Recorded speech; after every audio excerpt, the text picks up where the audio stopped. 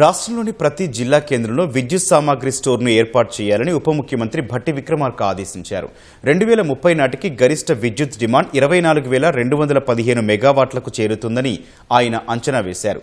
సచివాలయంలో విద్యుత్ సంస్థలతో సమీక్ష నిర్వహించిన భట్టి వచ్చే 5 ఏళ్ల విద్యుత్ కార్యాచరణపై చర్చించారు. విద్యుత్ ఉత్పత్తికి తీసుకుంటోన్న చర్యలను పరిశీలించారు. సబ్స్టేషన్ల నిర్మాణానికి ఏర్పాట్లు జరుగుతున్నాయని అధికారులు భట్టికి వివరించారు.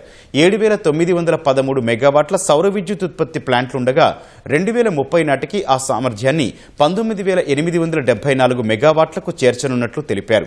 క్లీన్ అండ్ గ్రీన్ ఎనర్జీ పాలసీలో రాణించేలా కృషి చేస్తామన్నారు. ప్రభుత్వ భవనాలు, పాఠశాలల సోలరైజేషన్ ప్రణాళికలను అధికారులు వివరించారు. అనంతరం సింగరేణి భవిష్యత్తు విస్తరణ ప్రాజెక్టులపై భట్టి సమీక్ష జరిపారు.